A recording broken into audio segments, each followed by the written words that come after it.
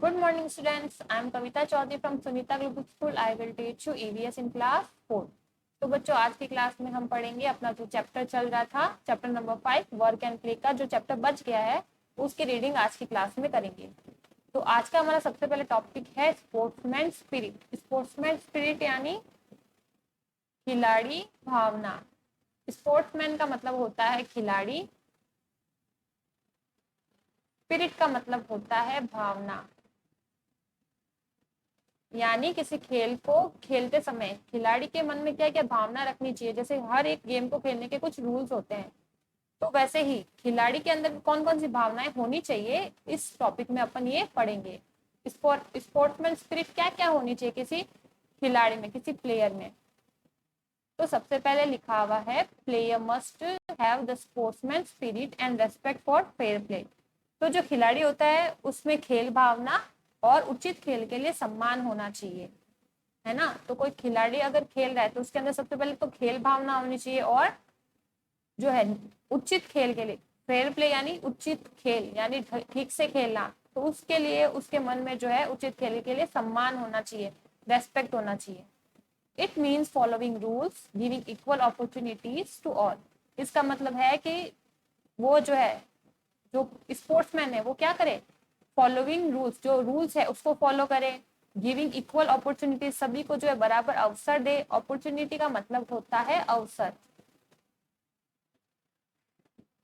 तो वो सभी को बराबर अवसर दे। बीइंग कंसिडरेट, और वो क्या हो, विचारशील हो। बीइंग कंसिडरेट यानी विचारशील होना, सोचना विचारना क्या अच्छा है क्या बुरा है, विचारशील होना यानी विचार करना।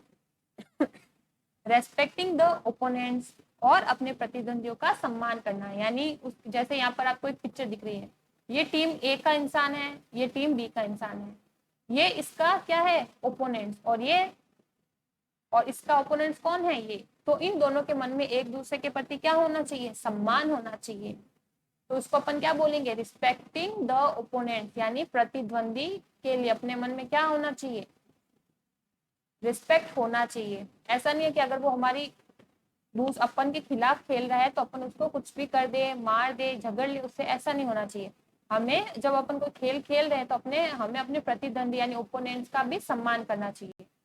And accepting the decision of the officials, और जो अधिकारी यानी कोई एम्पायर है, कोई गेम का एम्पायर है, वो जो निर्णय सुना देता है उसका क्या करना चाहिए, उस निर्णय को स्वीकार करना चाहिए। ऑफिशियल्स यानी यहाँ पर अधिकारी भी अपन बोल सकते हैं, ठीक है। तो कोई खेल का अधिकारी होता है जिसको अधिकार होता है यानी वो जैसे एम्पायर होता है, अपन क्रिकेट का मैच देखते हैं उसमें एम्पायर जो होता है वो क्या बताता है, वो रूल्स बताता है।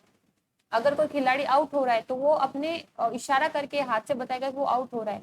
तो उस जैसे अधिकारी ने या फिर अपना एम्पायर ने जो भी डिसीजन बताया है तो उसको खिलाड़ी मानेंगे, यानी कि accepting the decision of the officials यानी अधिकारी के निर्णय को स्वीकार करना चाहिए। Many people start quarreling and walk out for the game in anger.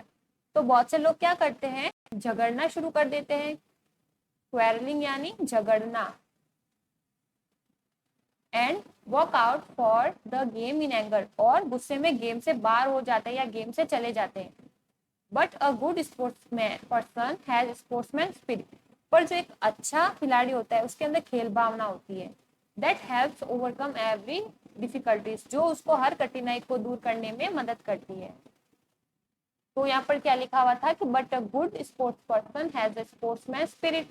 तो जो एक अच्छा खिलाड़ी होता है उसके अंदर खेल भावना होती है। That helps overcome every difficulties, जो उसे हर कठिनाई को दूर करने में मदद करती है। तो आप समझ चुके हो कि एक स्पोर्ट्समैन स्पिरिट क्या होती है, खेल भावना हमारे मन में होनी चाहिए। क्या हो सकती है खेल भावना, अपने प्रतिद्वंदियों का सम्मान करना, किसी गेम के रूल को मानना, विचारशील होना,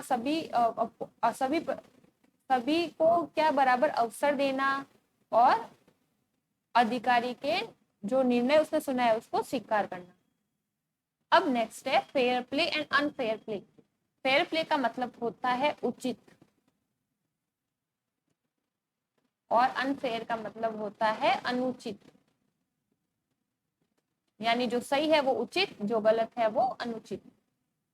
अब फर्स्ट है यानी फेयर प्ले क्या होता है और अनफेयर प्ले क्या होता है। यानी एक तरह से अपन देख सकते हैं ये फेयर प्ले और अनफेयर प्ले के बीच में क्या है डिफरेंस, क्या है ये डिफरेंस, अंतर है।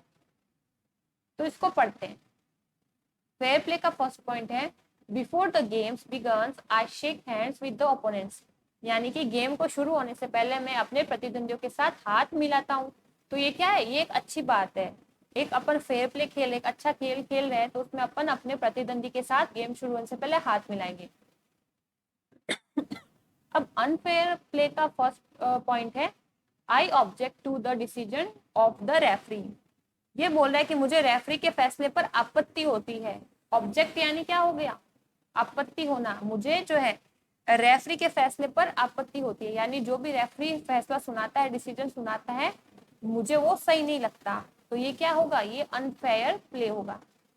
सेकंड है फेयर प्ले का, सेकंड पढ़ेंगे फेयर प्ले का क्या पॉइंट है I stop the game when an opponent is injured. यानी ये कह रहा है कि जब भी मेरा प्रतिद्वंदी खेल खेलते समय और उसको लग जाती है, चोट पहुंच जाती है, तो मैं गेम को वहीं पर रोक देता हूँ। इंजर्ड यानी चोट लगना, तो इंजर्ड हम लिखेंगे यहाँ पर चोट लगना।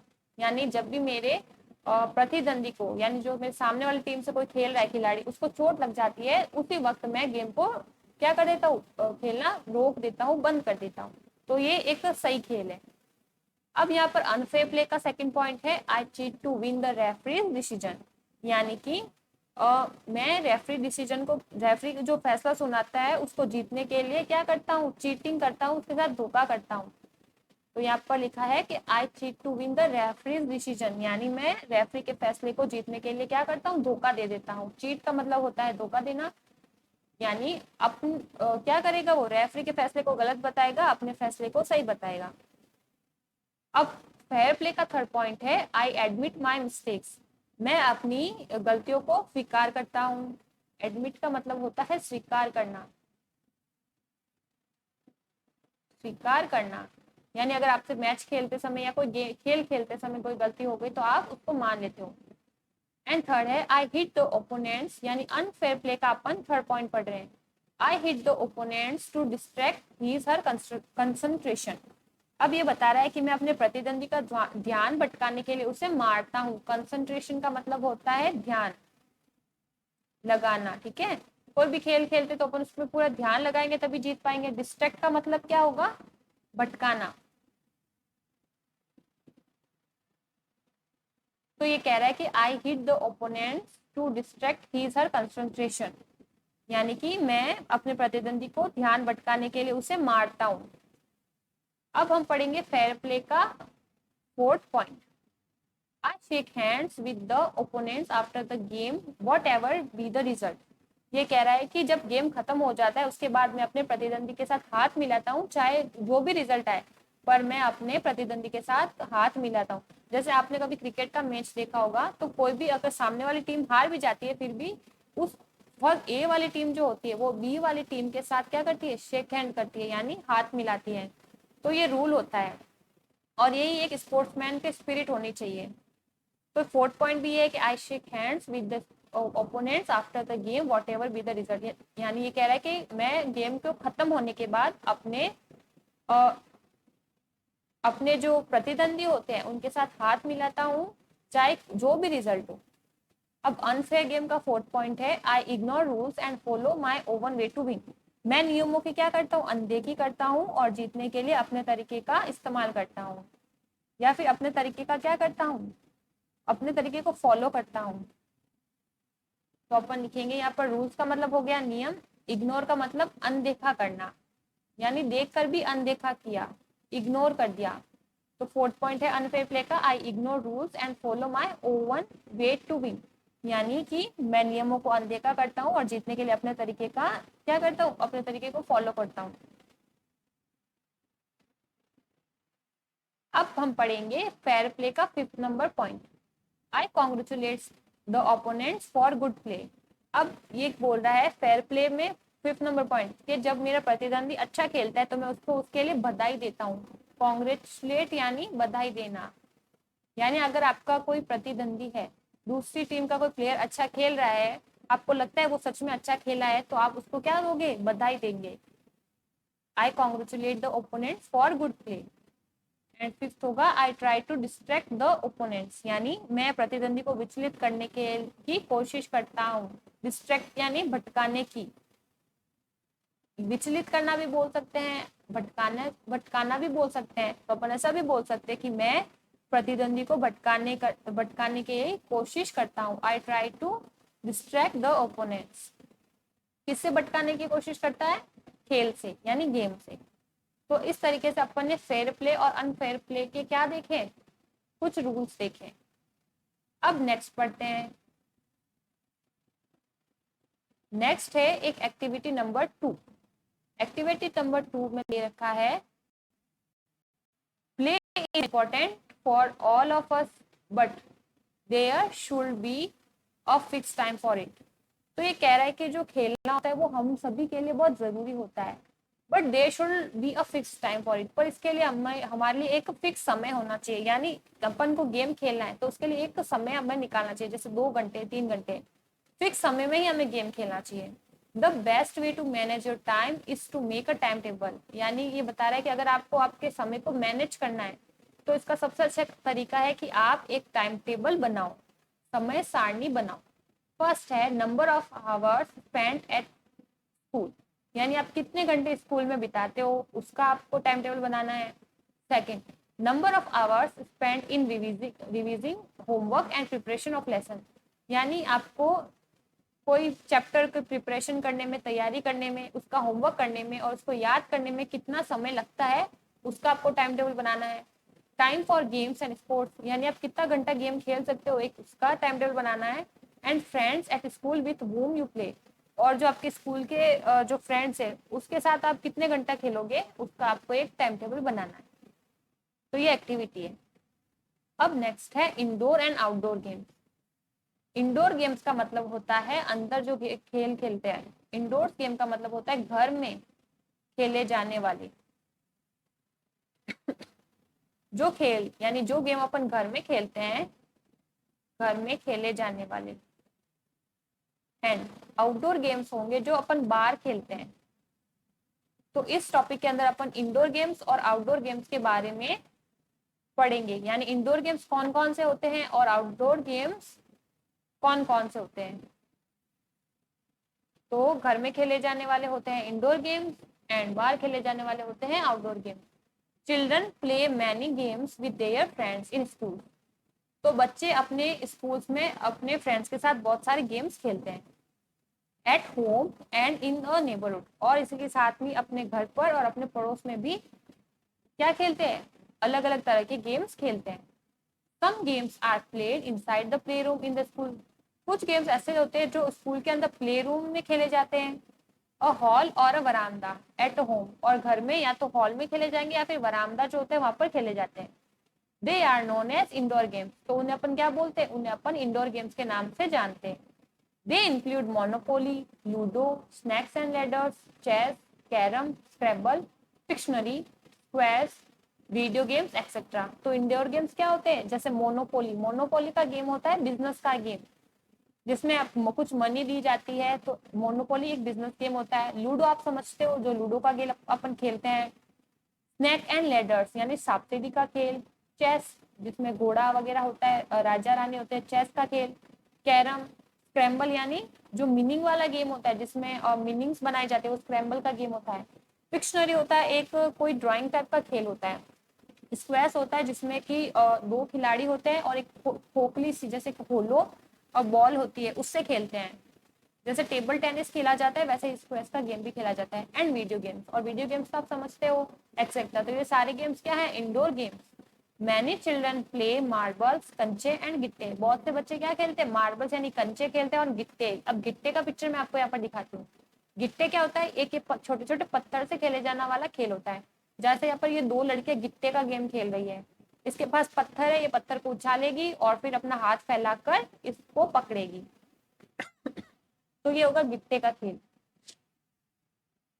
अब नेक्स्ट है there are many games like cricket, gilli danda, football, hockey etcetera that can only be played in one place.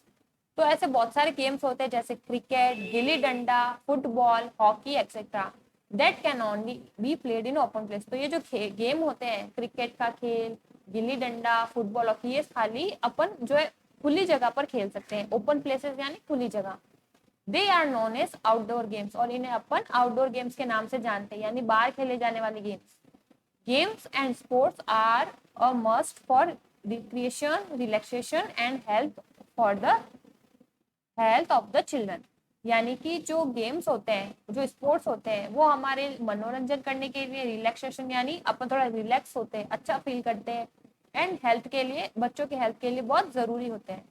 The children learn important values like a sharing and team spirit while competing in the play field। तो बच्चे खेल के मैदान में प्रतिस्पर्धा करते समय जो है बांटने और टीम भावना जैसे महत्वपूर्ण मूल्यों को सीखते हैं। तो ये लाइन क्या बोल रही है? The children learn important values like a sharing and team spirit while competing in the play field। यानी जो बच्चे होते हैं वो खेल के मैदान में प्रतिस्पर्धा, कंपटीशन यानी प्रतिस्पर्धा करते समय बांटने, शेयरिंग यानी बांटने, एंड टीम स्पिरिट यानी जो टीम की भावना होती है जैसे महत्वपूर्ण मूल्यों को सीखते हैं। This lesson help them grow up into balance and responsible person. तो ये जो चैप्टर है वो हमें संतुलित और जिम्मेदार व्यक्ति बनने में मदद करता है। बैलेंस यानी जो बैलेंस का मतलब अपन लिखेंगे यहाँ पर संतुलित। बैलेंस का मतलब संतुलित यानी बराबर का इंसान बनने में, और रिस्पॉन्सिबल पर्सन बनने में ये चैप्टर अपन को बहुत मदद करेगा। रिस्पॉन्सिबल यानी जिम्मेदार, पर्सन का मतलब तो आप समझते हो, व्यक्ति होता है। और यहाँ पर एक कुछ वर्ड थे जैसे रिक्रिएशन। रिक्रिएशन का मतलब होता है मनोरंजन करना। रिलैक्सेशन का मतलब होता है जैसे विश्राम करना। और यहाँ पर लिखा था and health of the children. तो गेम्स क्यों खेले जाते हैं? क्योंकि इससे रिक्रिएशन, रिलैक्सेशन और बच्चों की हेल्थ के लिए ये जरूरी होते हैं।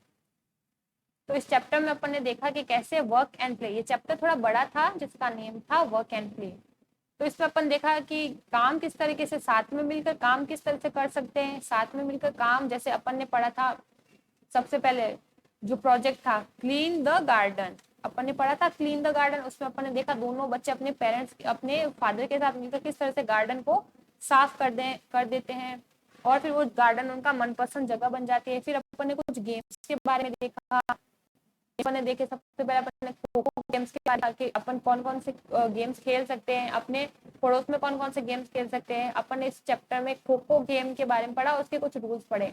खो खो में कितने कुल मिला के 12 प्लेयर्स होते हैं, पर खेलने के लिए सिर्फ 9 प्लेयर्स जाते हैं। और बैठने वाली टीम को अपन क्या बोलते हैं? Chaser team. और जो दौड़ने वाली टीम होती है, अब जैसे मैं आपको यहाँ पर बताना चाहूंगी कि ये जो जैसे जो चेजर टीम होगी उसमें 8 जने बैठे होंगे, और उसी टीम का एक जना जो है रनर टीम के एक प्लेयर को पकड़ने के लिए भागेगा, और जो रनर टीम होगी वो कोर्ट में अपने दो प्लेयर्स को भेजती है। तो ये आपको ध्यान रखना है। इसके अपन ने रूल्स भी देखे इस चैप्टर में। खो खो के जो है क्या क्या होते हैं, तो अपन ने देखा कि जो चेजर होगा वो उस डायरेक्शन में दौड़ेगा जहाँ पर उसका मुंह और शोल्डर जिस दिशा में होगा उस दिशा में वो दौड़ता है। और अगर वो अपनी जो है डायरेक्शन चेंज करना चाहता है तो सबसे पहले पोल यानी डंडे को जाकर छूना होगा और फिर अपनी डायरेक्शन चेंज करनी होगी। अपन ने थर्ड पढ़ा था रूल के, अगर चेजर दूसरे के पास देना चाहता है, यानी उसको बोलना चाहता है, अपनी बारी देना चाहता है, तो उस प्लेयर को उसको जाकर छूना होता है और वो बोलना होता है। फोर्थ अपन ने पढ़ा कि जो रनर होता है, रनर टीम के जो प्लेयर्स होते हैं वो पूरे ग्राउंड में कहीं पर भी दौड़ सकते हैं। और अपन ने देखा रनर टीम के जो मेंबर्स होते हैं वो 3 या फिर 2 प्लेयर्स को खेलने के लिए भेजते हैं। तो इस तरीके से ये चैप्टर हमने पढ़ लिया है। नेक्स्ट क्लास में अपन इस चैप्टर के कुछ डिफिकल्ट वर्ड और क्वेश्चन आंसर के बारे में डिस्कस करेंगे। उम्मीद करती हूँ आपको ये चैप्टर समझ आ गया होगा। इस चैप्टर में आपको ध्यान रखना है अपन ने क्या क्या पढ़ा कि खेल भावना क्या होनी चाहिए, फेयर प्ले और अनफेयर प्ले क्या होना चाहिए। तो एक खेल को हमेशा अच्छी भावना के साथ खेलना चाहिए, अपने प्रतिद्वंदी का सम्मान करना चाहिए, सभी को अच्छे अवसर देने चाहिए। तो ये सभी बातें आपको इस चैप्टर की ध्यान रखनी है। तो इस तरीके से इस चैप्टर की रीडिंग पूरी हो चुकी है। तो आज की क्लास में इतना ही बच्चों, मिलते हैं अगली क्लास में। तब तक के लिए stay home, stay safe. Thank you.